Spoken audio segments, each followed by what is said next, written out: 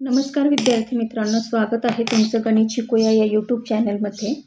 विद्यार्थी मित्रांनो, आपण इयत्ता 10वी गणित भाग 2 यातील प्रकरण दुसरे पायथागोरसचे प्रमेय यातील सराव संच संकीर्ण प्रश्नसंग्रह 2 सोडवत आहोत।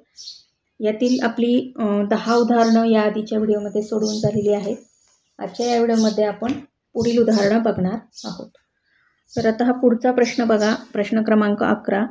त्रिकोण ABC मध्ये कोन ABC बरोबर 90 अंश, रेख BL व रेख CM या त्रिकोण ABCच्या मध्यगा आहेत।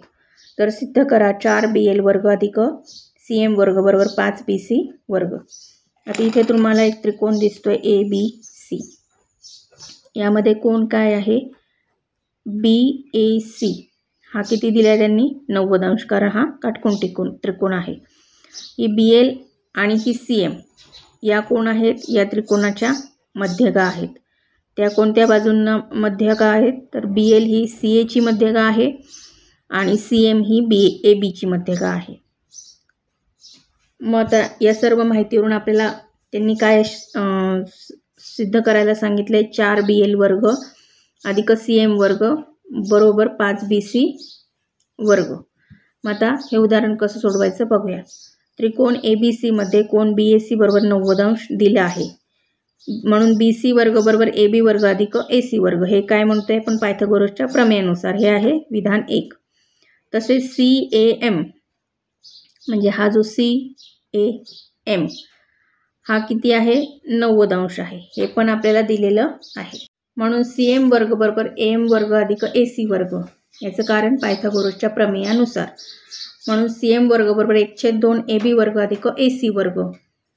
M हा काय आहे, बाजू AB चा मध्यबिंदू आहे, म्हणून CM वर्ग बरोबर 1/4 AB वर्ग अधिक AC वर्ग।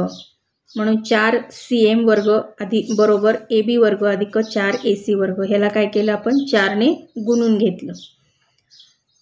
तसेच त्रिकोण ALB मध्ये कोन LAB बरोबर 90 अंश, म्हणून BL वर्ग बरोबर AL वर्ग अधिक AB वर्ग। म्हणून हे कशामुळे आपण पायथागोरसच्या प्रमेयानुसार, म्हणून BL वर्ग बरोबर 1/2 AC वर्ग अधिक AB वर्ग। L हा बाजू AC चा काय आहे मध्यबिंदू आहे, म्हणून BL वर्ग बरोबर 1/4 AC वर्ग अधिक AB वर्ग। म्हणून 4BL वर्ग बरोबर AC वर्ग अधिक 4AB वर्ग। हे काय केलं आपण 4 ने गुणून घेतलं, हे आलं समीकरण, हे आलं विधान 3। म्हणून विधान 3 व 4 2 व 3 यांची बेरीज करून 4CM वर्ग अधिक 4BL वर्ग बरोबर AB वर्ग अधिक 4AC वर्ग अधिक AC वर्ग अधिक 4AB वर्ग। म्हणून मग 4CM वर्ग अधिक 4BL वर्ग बरोबर 5AB वर्ग, कारण हा 1AB वर्ग आणि हा 4AB वर्ग मिळून किती होतात 5AB वर्ग। 4AC वर्ग अधिक AC वर्ग किती होतात 5AC वर्ग।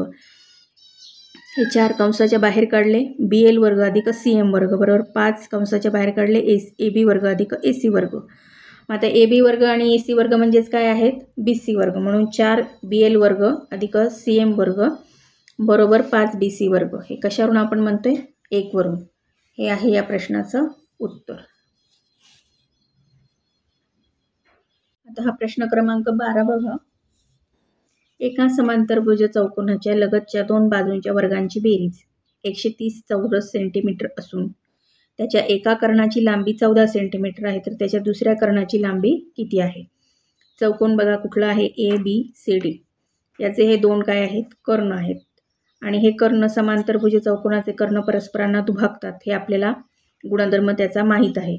म्हणून ही BM आणि ही MD यांचं माप काय आहे सारखं आहे, AM आणि MC यांचं माप काय आहे सारखं आहे। मग एका कर्णाची लांबी त्यांनी काय सांगितले, एका कर्णाची लांबी 14 सेंटीमीटर, म्हणजेच हा BD जर कर्ण आपण धरला तर त्याची जर लांबी 14 सेंटीमीटर धरली, तर ही BM आणि ही MD ही किती येणार 7-7, कारण यांचं या दोघी काय आहेत समान मापाच्या आहेत। आणि याचं पूर्ण जे समांतरभुज लगतच्या बाजूंच्या वर्गांची बेरीज 130 चौरस सेंटीमीटर, म्हणजे हे जे दोन लगतच्या बाजू आहेत, यांची बेरीज किती येते 130 चौरस सेंटीमीटर. तर मग दुसऱ्या कर्णाची लांबी त्यांनी विचारली, म्हणजे ह्या AC कर्णाची लांबी त्यांनी विचारली.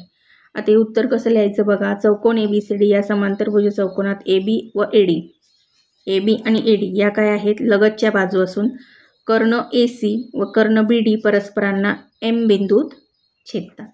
म्हणून AB वर्ग अधिक AD वर्ग बरोबर 130 सेंटीमीटरचा वर्ग आणि BD बरोबर 14 सेंटीमीटर हे आपल्याला त्यांनी दिलेलं आहे.